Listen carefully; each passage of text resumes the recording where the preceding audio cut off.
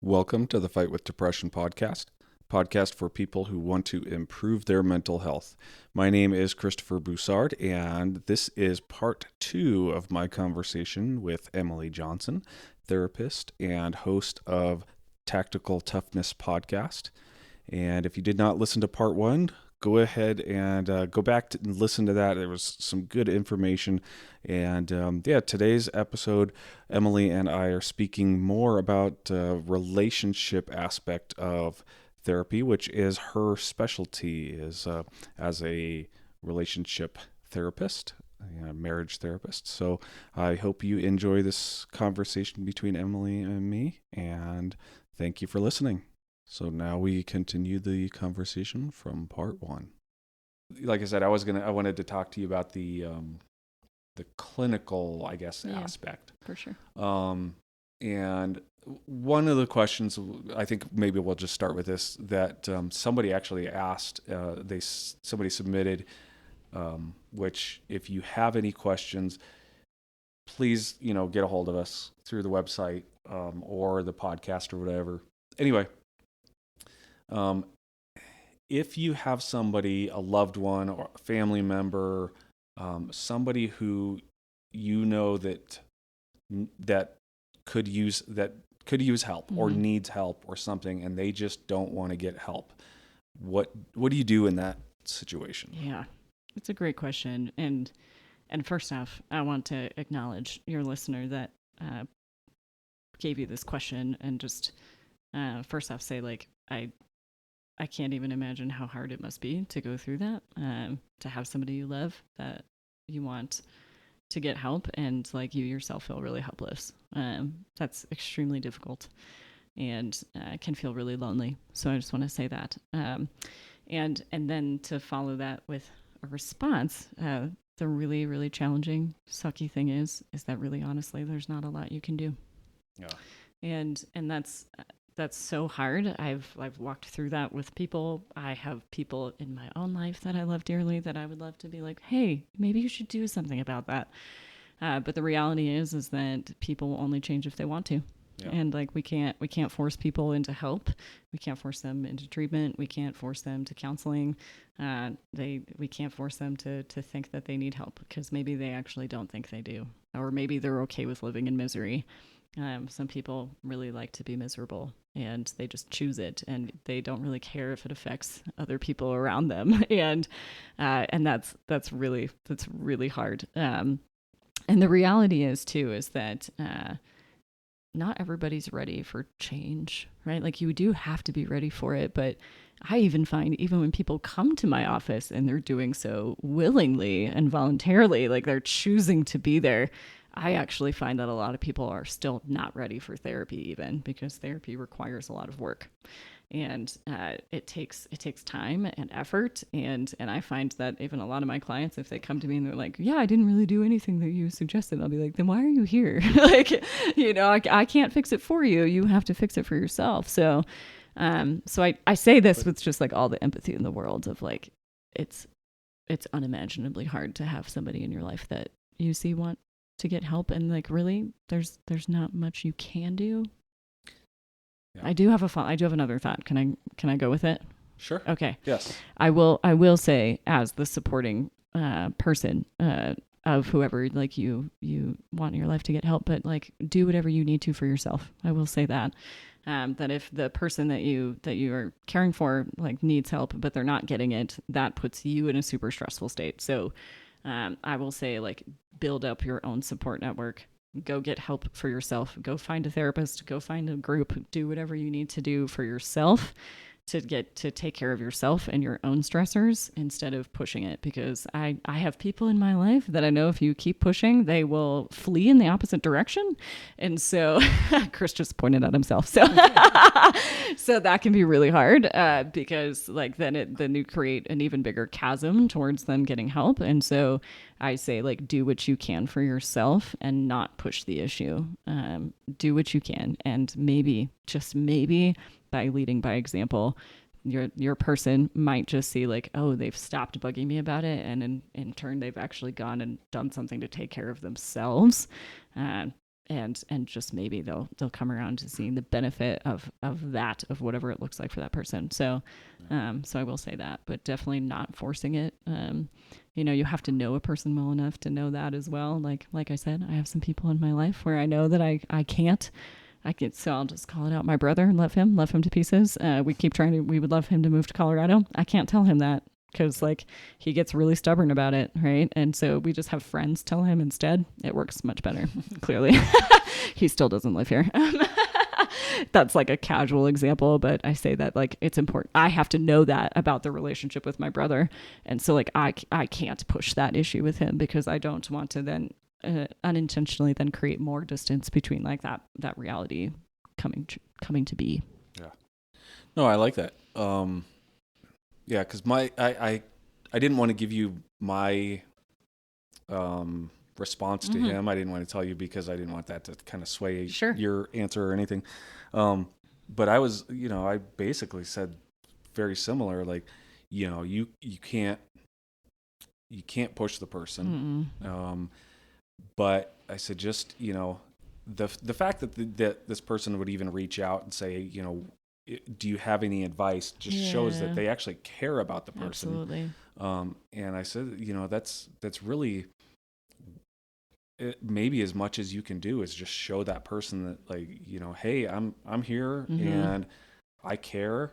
Yep. But, like you said, and Molly and I experienced this where, I went for years, where, somebody's saying, you need to go get help. And I'm like, nope, not going to happen. I don't need help. I'm fine. Yes. Well, I have an acronym for fine, but I don't think it's appropriate for your podcast. I always say, I say freaked out. Yeah. Okay. That's better. Is the first one. That's not what I say. Yes. But,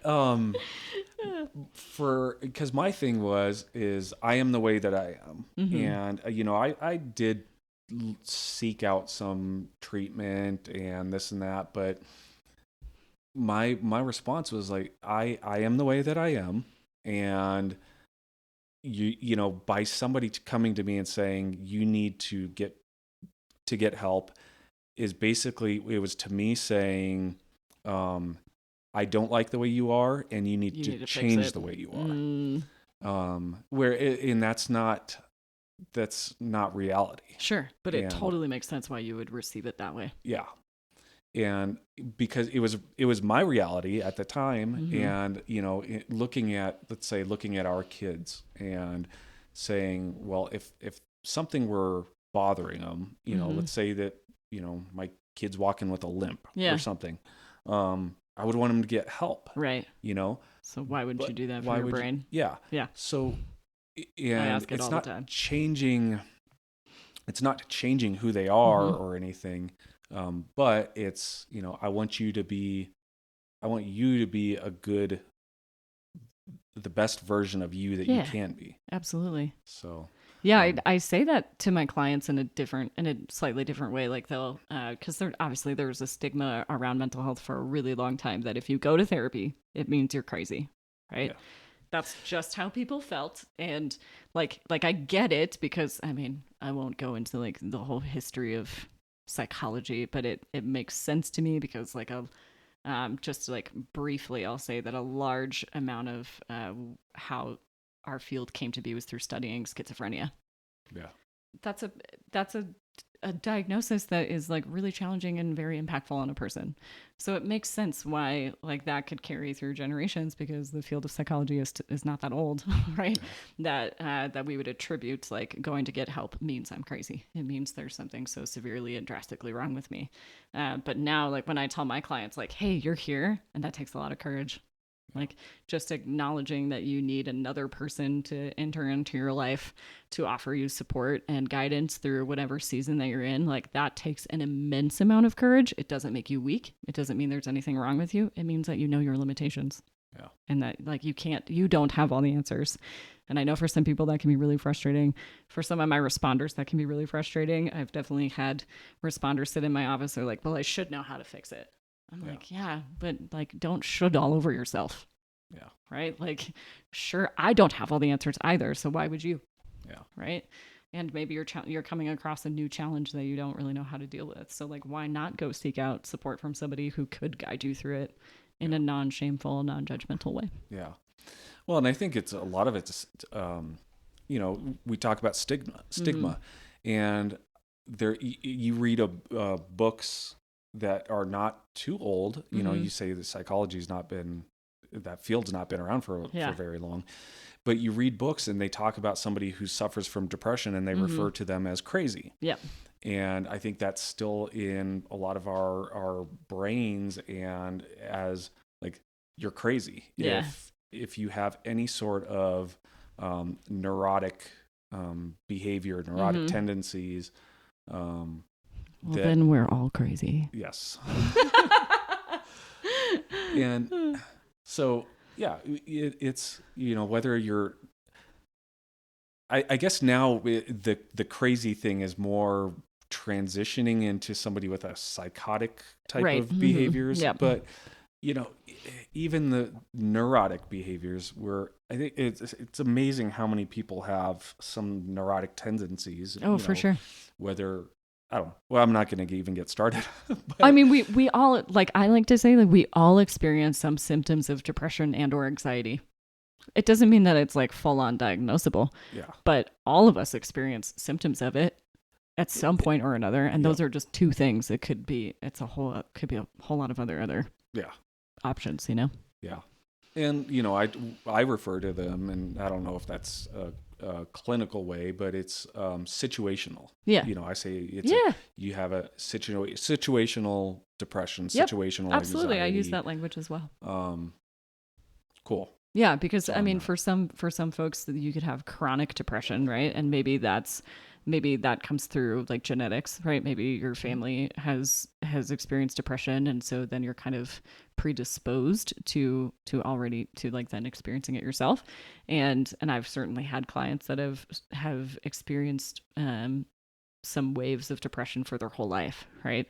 And those like that, I find that folks that's their story, like going on medication is probably wise. I'm not usually a huge proponent of medication. I have some, I think there are things that we can do differently and better. But in some cases like that, there really could be a chemical deficiency that's happening. But for others, it could be situational, where it's like you have a certain circumstance in your life, like grief or loss or transition or whatever it might be, that it's now like thrust you into like an episode of depression, but it doesn't necessarily, it's going to be with you for forever. It could be a season. Yeah. Well, and I personally think that it could be both too, because me personally, I'm on the chemical. That's my world. I've dealt with my entire life. Yeah. And, for me, it was, let's try this medication. Let's try this one. Let's try that one. But even in that realm, as lifelong, you can definitely have situational depression or anxiety bouts where, something happens in life, and that makes it difficult. Like you might be more prone to it becoming more intense. Yeah. Because you've been dealing with it your whole life, and then you have a difficult situation, and then your brain knows what's up. So it'll be like, oh, hey, depression. I'm familiar with you. Yes. Yes. Yeah. Hello, darkness, my old friend. Yes, exactly. Yeah.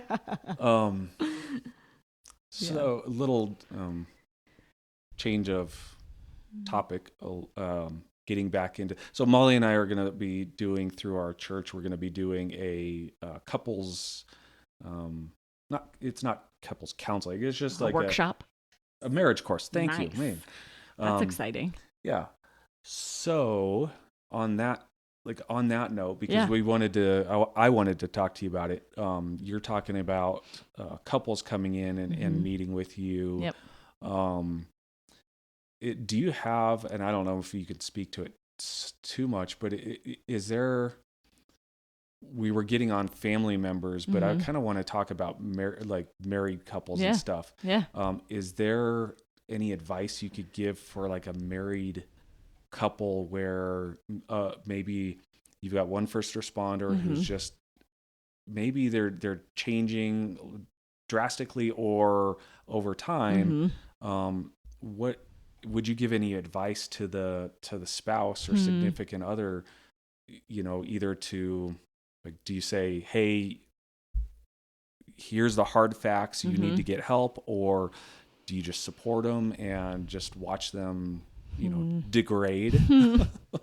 Great question. Yeah, I think our spouses of responders are often so neglected too, because we also, speaking as a spouse, raise my hand, we choose this life as well, and Molly raised her hand too, and that means that we are also putting our lives at risk for our community because we are risking the life of our significant other, and so we have a challenging role, and I don't think everybody is fit for it. And I think that that's one of the hard realities I've definitely met. More, I see this more in dating couples where I'm like, oh, you are not cut out for this world.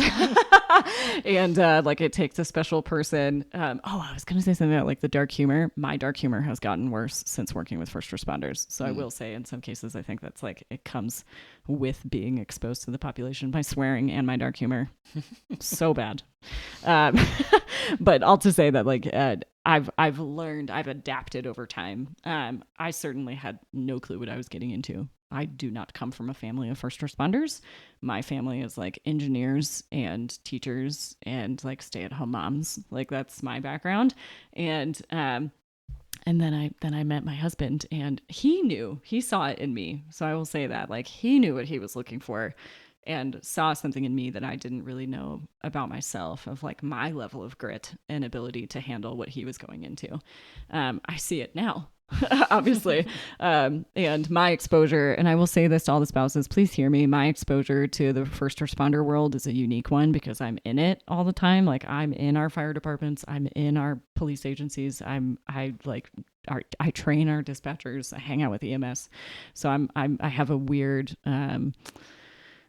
heightened exposure and knowledge of what it's like to be a supporting partner, and because I work with spouses a lot too. So I've gained a lot of information over time that was not just magically there because I married my husband. So but it is definitely challenging to be the spouse of a responder because of what we are risking as well, and we're choosing to be alone a lot too. So I think like that it requires a healthy level of independence. And I say healthy level because I've definitely seen the responder world create like too much of a sense of independence, and then they can like split because one, like the partner at home is like, well, you're never around, right? Like I see this with Wildland, for example, because they're like, well, you're gone 6 months out of the year, so I just have to live my life. And then they come home and that pattern kind of continues. But all to say that, so it's tough, like us choosing this as well. So a healthy level of independence is good because you have to survive. You have to know how to do things alone. But of course, I call it #curse of the firewife life. Fill in the blank with whatever, whoever you work for. But things always happen when our partners are gone. It's just a thing. I don't know why. I don't know why but it does. So we have to learn how to handle stuff, right? So that can be really challenging. But again, then like having our significant others who are the responder go through what they're going through and then navigating that as well. But to answer your question, or one of them, like the hard facts, right? Like I do think that there's wisdom in educating our significant others to be like, hey, this is what your partner is going through when they're at work. And I have shared that with partners in my office, and they literally are like, wait, I'm not the only one. And they kind of said it from like a disappointing way of like, oh, my spouse isn't the only person who's kind of a jerk when they get off shift. And I'm like, nope, sorry, hate to break it to you. He's not that special. But educating them from that standpoint of like, this is what their jobs are like. This is what they're exposed to. Also, it's a paramilitary environment, which creates its own kind of stress because they are constantly cleaning and doing dishes and keeping things organized and then running calls and having to write reports. And then they come home to like a messy house, and then it disorients them. And maybe they come off like a jerk to you because they just came from this super structured environment to an environment that doesn't feel as structured, and that can create a lot of stress. Yeah. You have Well, I was going to say, and kids, kids playing or arguing or, Mm-hmm. whatever it is too. Because when I would come home, sometimes I would beat the kids, before they left oh my gosh. I just realized how that sounded. I would beat the kids. I know. I was like, did I just hear you right? I would not I am a physically mandated beat the reporter. kids. Yeah. I would beat the kids. I would get home before the kids left for school. Oh, beat them. I get it now. Beat them to it. I would beat not them beat to them. them leaving. I love that you don't edit this. I'm so excited to listen to it later. Oh, yeah. My goodness. I don't edit my episodes either, yeah. so. Because it does. So good. It took me, 45 minutes to get home, plus, whatever. So sometimes the kids would be here, and then when I would get home on weekends or during the summer and everything, and you get home and everybody wants to tell you everything that happened over the 48 hours that you were gone. Yes. And it's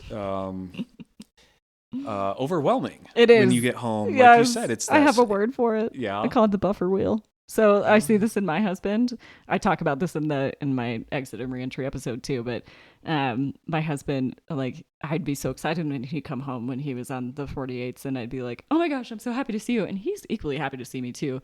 Granted, our situation, we don't have kids yet, so like it's just me. You're right, it's me and the cats hanging out. And speaking of cats, really disappointed that there is not one over here right now. Just throwing that out there. But it's just me. And so when he'd come home, I'd be super excited to, like, for one, like, hear about his shift. It's not just about like what happened with me, but to hear about his shift.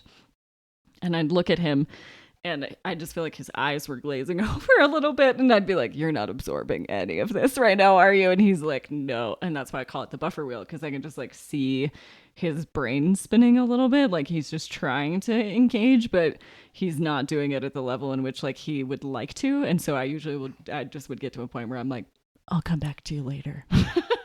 So, when you can hear me, Yeah. So maybe having some sort of cue that you could give. So Molly and I, when we did the marriage course with our church before, and they gave us some cool language, and I realized I was a hedgehog and Molly's a rhino, and this is our way of dealing with stress. So you like retreat, yes. You deal. Molly deals with it. Molly's aggressive and wants to, and we actually tackle. Yes. Yes. And coming out of that, we actually without being disrespectful or anything, I would tell Molly, I said, you're being a rhino right now. And she, oh, okay. Yeah. And she would say, hey, you're kind of being a hedgehog. And and I would open up.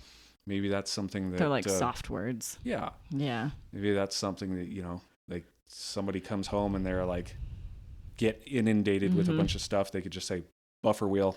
Yeah. And then... Yeah. No. Like, so is this course that you're doing, is it like for responders or is it for just anybody? It's for anybody. Yeah. Okay. Yeah. Oh, I'm excited that you guys are doing this. We could probably have a whole other conversation about it. I can give you guys some tips from the marriage counselor. Man, there's so much I could say. Yeah, of like advice wise. I mean, guys, relationships are hard. Like well, they don't have to be. I think this is something I find myself saying a lot. Like marriage doesn't have to be hard, but it does require effort. And the more effort you put into your relationship, the less hard it will be. Life is hard. Your marriage doesn't have to be. This is something that I speak very proudly of about my relationship with my husband. We've been married for 10 and a half years. I find our relationship very easy because we put in a lot of effort, and communication is really important to us. We have zero unresolved conflicts because we deal with our conflict. We deal with our stuff as it happens. We are like a united front with anything that comes our way. And we might ebb and flow in regards to like which one of us is the cheerleader and which one of us is maybe struggling. And frankly, right now in life, he and I are both like, we're both kind of struggling, but we're in it together, And so I will often pull in aspects of my relationship because I believe in it and I can speak to the things that we've done to make it work. And I'm like, listen, I didn't have to go to school to be a therapist to like tell you why my marriage works, right? Like we put in effort, and I will tell my couples a lot, like, your relationship is the thing that's between the two of you. You both have to contribute to it. it needs your attention. It needs you to nurture it. So what can you do to ensure that your relationship is getting what it needs? And that means that you have to think of yourselves as like, you're not thinking of yourselves as individuals. You're thinking about like, what are you both bringing to the table here? And this is what can be really hard when it comes to people coming to my office, right? Because they want to point fingers, right? Yeah. And I am like so convinced the longer I do this that a large reason why marriages fail is because people get selfish. Yeah. And selfishness can't survive in marriage. Yeah. And so when you start getting selfish, you start digging your heels in and you get stubborn and you're like, you make the first move. Mm-hmm. And I'm like, how about you make the first move? Yeah. Right? Like you have to decide for yourself that you want to do something different for the sake of your relationship, whether or not your partner decides to do the same. Yeah. Because if you're waiting, guess what? They're waiting too. Yeah. And then nothing will change. But if you make a decision out of humility and out of the sake of your relationship to do something different, like things will move, things will progress. Right. And that's why I say like my husband and I'm really proud of this. Like just the work that we've done to ensure that our relationship is thriving. Like I've had people say things to me like, man, if I were in your situation, I'd be like really frustrated, or I'd like, I don't know, I would like let my spouse know how I feel about it. And I'd be like, what does that serve my relationship? It doesn't. Instead, I can choose support. I can choose encouragement. I can choose love. And it doesn't mean that what we're going through isn't hard, but I'm not going to blame my spouse for external circumstances. I'm not going to get mad at him for something that's out of his control. I can be mad at the situation, but I'm not going to be mad at him for it. And so out of humility, I choose to love him and support him. Yeah. And boy, it makes a huge difference. Like that's why I'm like, our relationship is not hard, because we make those intentional, active choices out of selflessness, because our relationship deserves it. Yeah. We chose to do this life with each other for forever. So why would we not put in the effort? Yeah. Molly's applauding over here. Thank you. No, I like it. And one thing that Molly would always tell me is she's like, and for me, when I don't want to hear it, I don't want to hear it. And I should say didn't. When I didn't want to hear it, I didn't want to hear it. And she would always say, I'm on your side. Yeah. I'm on your side. And there were times where I was like, I don't want to hear that right now. But it was, I think it's pride. Where you know that, and you know deep down, like, okay, yeah, but I think sometimes you're like, I don't want a teammate.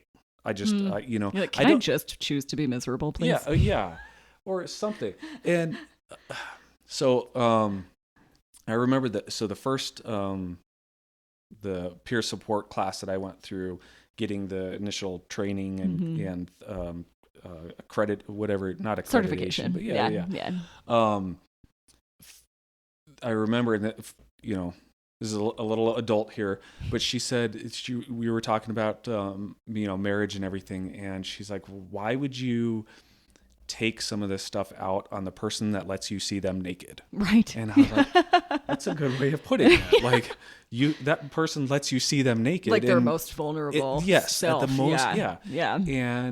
And, you turn around and treat them like crap. And, it's, I don't know. Yeah, I mean, but we do that as humans. Like I normalize this with my clients a lot. Like, of course you take it out on the person that you're closest to, because ideally they're your safe person. They're your safety net, right? Like you have frustrations happening at work or in external relationships, and you bring that home and you take it out on your partner. And I'm like, of course you do. But I say, doesn't mean that you should, but we all do it as humans. We're prone to that. And yet, like, that doesn't mean it's okay. Like, because the longer you do that, because in our brains, we're like, whether we're aware of it or not, we're like, well, they still love me at the end of the day. And I'm like, yeah, but you can't count on that for forever. If your partner is like your verbal punching bag for whatever else is happening in your life. Right. Yeah. Like, I know that's a strong word, but. Well, no, I think that's true, because I think, when you're at work, you can't lash out at your chief. You can't lash out at your lieutenant. And that stuff builds up, and then what happens, you come home, and who's that person who I can lash out to, because they don't have that quote unquote level of authority over me. Right. That person doesn't dictate whether or not I have a job. Or, Right. I mean, I guess they do in a roundabout way. So yeah, sure.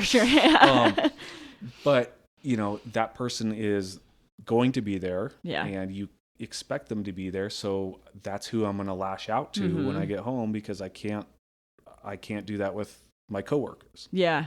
There was a season where my husband was in a pretty heightened state of stress and so there were some things going on in his department, and he'd come home and he would just complain about it. And I was like, we've worked way too hard for you to complain about it. And I'm like, do you like anything about your job? Because I'm not hearing any of that.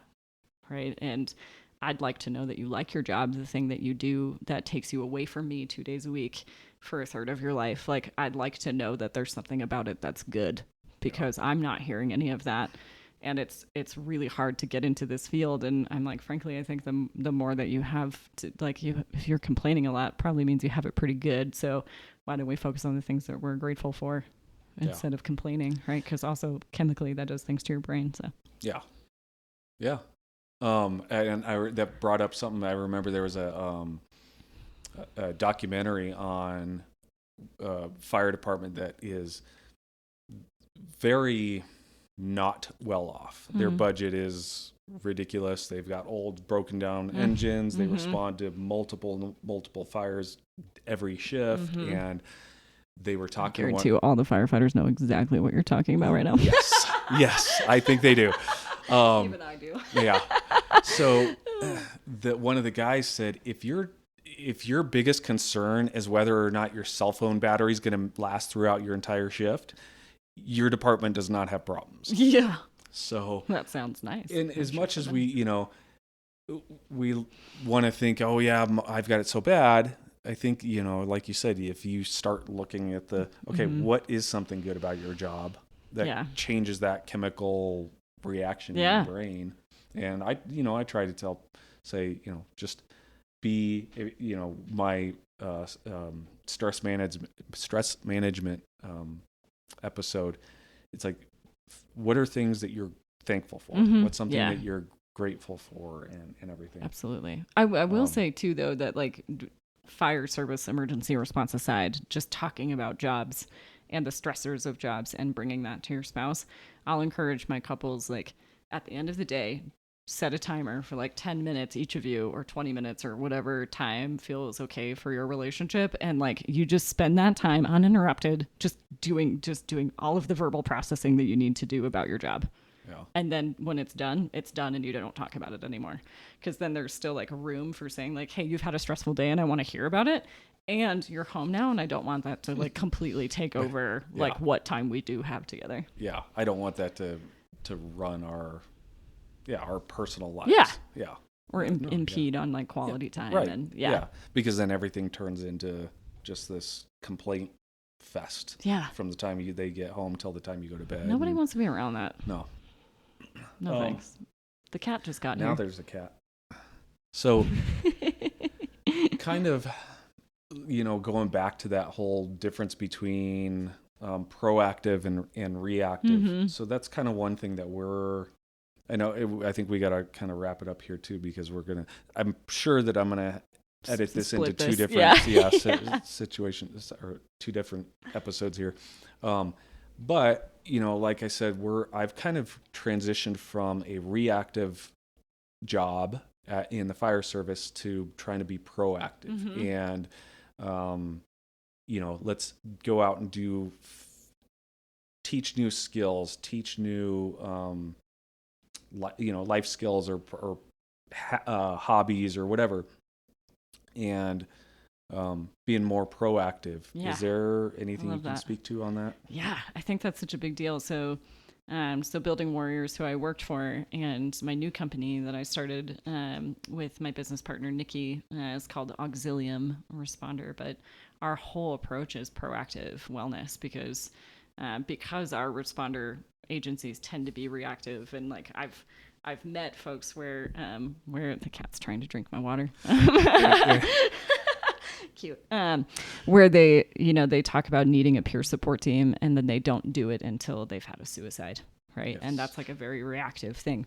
And I think that that's so normal. Again, it's what our responders do. They react to calls. So like things are based on budgets and can you prove to me why this matters and why we have to do this? But I do think that the being proactive about your care is so important. Like emergency response or not, being proactive about your care matters. And I'll phrase it this way. You have to develop healthy coping strategies when you feel good. Yeah. Right? Okay. Because you have to create those neural pathways. You guys were just talking about creating habits, right? And how it's not necessarily like the 3-week thing. It could be 18 days to 200 something days, like something crazy. And I tell folks a lot, like you have to like do things when you feel good because you're wanting to develop neural pathways around that thing, right? And that takes time. That takes repetition. If you wait until you're stressed to start implementing healthy coping strategies, you will be frustrated by their not working. Especially, I say this especially to my responders because they're like, I want to be fixed right now because that's what you guys do. You fix problems right away. Yeah, I think you've got like half an hour to fix a problem. Right. Yeah, exactly. So then they come to my office. They're like, I'm going to leave healed, right? And I'll be like, no, that's cute. So what can you be doing to practice positive coping strategies, good self-care routines? Because then when stress inevitably hits, because we live in a world of perpetual stress, we are humans in an advanced world. So things happen. We're stressed all the time. Our bodies are therefore in a state of response to stress, whether we're always aware of it or not, because we have stressors coming at us every day, almost every moment. And so what can we be doing to ensure that that we have ways to kind of come down off of that stressful state, or at least acknowledge, like tell our bodies like, hey, the stressor is no longer present. Like you can calm down, right? And those are habits that we have to develop prior, right? Because again, if you hit a stressful state and you're like, I don't know what to do now, like you're going to be frustrated by its lack of success. Yeah. Right. So yes, proactive care is so important. Know how your body functions. Self-awareness. I think you guys were kind of talking about self-awareness, and I don't know if that's maybe the language that you used, but that's what came up in my brain talking about self-awareness of like like you have to know yourself, and knowing yourself comes with making acute observations of yourself in interactions with other people, and you have to in order to like actually like get into yourself, you have to spend time understanding how you function. So which means then you like if you want to do good things for your body, you have to know what your body needs. And how else do you do that unless you like spend time exploring and figuring it out, right? So they're just like, I'm going to go to the gym and lift all these weights. It's like, maybe that's not what you actually need. Yeah. Maybe you just need to go for a walk. Yeah. Well, I mean, I think we're so good at like, oh, I'm hungry, so I feed myself. Right. Reactive. But, yeah. I don't know.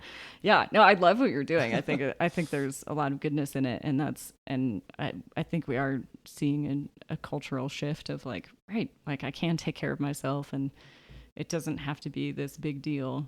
Like I can go to therapy because it's normal, right? Like I see this in the younger generation, millennials and Gen Zs are like way more open about going to therapy, and it's like they're like, oh yeah, my therapist said, and it's just a thing, right? Like they're so open about it, and I think it's great. I love it. They're some of my favorite clients because they work really hard, which is cool. Like they come like prepared. They're like, this is everything that's happened in my life, and this is how I dealt with it. I'm like, you make my job so easy. This is great. But yeah. Yeah, right. Yeah, exactly. Yeah. Generational differences for sure. I mean, social media, I think largely has a lot to do with that, right? Because therapy is present on social media. There are platforms for therapy that are like social media based. So, well, and it's also the people are used to now on social media or whatever being able to just like vomit words out without any repercussions. So why not just tell everybody about my therapy sessions or whatever? Yeah, exactly. But yeah, I love what you guys are doing. I think and just getting out there and doing things like woodworking, right? Like when I talk to my clients about self-care or stress management, I'm like, finding single task focused things can be really good for the brain, because our brains are so scattered, right? So if you can find something that draws your attention, some people are better at this, maybe to a fault than others, I will say that, of being able to focus. My father is one of those people that has this like crazy ability to focus on things, and like, that seems like so nice. My brain's kind of all over the place. But finding something where you can just like devote your attention to it can actually be relaxing and help reduce stress, because like you're kind of quieting down everything else. Yeah. And I think I've done that out of necessity, because I'm all over the place. So, I had actually somebody, multiple actually doctors telling me like that's why I like driving the fire engine. Yeah. Because you had to focus on it. I was forced to focus on your surroundings, what I was doing, yep. and everything else. Yeah. So, and everybody's depending on you. Yeah. And so it's like being forced to focus on a certain thing is good, because it gets rid of all of that other crap that's happening. Like my brain's making up false stories about somebody talking about me, or I don't even know, it's just weird things that, Anyway. I hear about this a lot too with people who ride motorcycles. It's very similar. Yeah. Because like they have to focus on their surroundings and the road, like, because like literally their life depends on it. Yeah. Right. So focusing on something that intently can actually be relaxing. Yeah. So weird. They talk about going on a motorcycle ride and how therapeutic. Yeah, it is. exactly. Wind therapy, as they call it. Yeah. So, cool. Do you have any other questions for us, or comments or anything before we close out? I don't think so. I know cool. you told me that I could come up with questions, and I didn't come up with any, because I'm like, cool. I don't really have questions. So, talk. Yeah. No, I love. Cool. I mean, you can tell I like to. I'm a conversationalist. I love chatting too, so I could talk all day. Yeah. But no, I think this is great, and it's been really fun to be a part of this and be a guest on a podcast. So I'll have to return the favor, and you can come be a guest on my podcast. So you can plug it again if you want. Yes. Yeah. Tactical Toughness. It's on Apple and Spotify and, on Amazon, all the places usually that you can find your podcast. So I'm not as great as these lovely folks are about producing episodes. It's all about mental health and emergency response for the responder and their families to just learn things. So, and I had the best of intentions to produce far more episodes than I did this last year, but like life just kind of hit and I didn't. But yeah, I'm gonna hopefully I was thinking of your episode of setting goals, and I was like, ooh, I should set a goal for how many episodes I'd like to release this year. So there's only I think like 7 episodes on there, but it's been super fun. I love it. In fact, I called Chris when I decided I was going to do a podcast, and I was like, what do you do? Tell me all the things. And so he was like my podcast guru when I got started. I'd say that. I'm still figuring this stuff out. I was just grateful to have a friend who like had done it, so I didn't have to figure it all out myself. So thank you. Yeah. Like use this. Use it. Here's the microphones. Exactly. That I use, yeah. Now it's gonna have to be getting into the video world. I don't know. I know, it's a whole other thing. So cool. So great. Yeah. No, thanks for joining us. Yeah, I know you're busy with new business or new company, all that stuff. Yeah. And so thank you. Absolutely. And if any of your listeners, like, feel free to reach out for, to Chris and Molly if you have any questions for me, and he'll certainly get them to me as well. So. Yep. Yeah, absolutely. If anybody has questions for Emily or for us or anything like that, you can go to thefightwithdepression.com, go to the contact page. That's probably the best way to get a hold of me. Just fill out the contact information there, or you can do it through the Spotify app if you have that. And I put up questions and Q&A polls and stuff like that, so you can do it through there too. But again, it's thefightwithdepression.com, and go to the contact page. And once again, thank you, Emily, for joining us. My pleasure. Thanks for having me. Yeah. And until next time, God bless.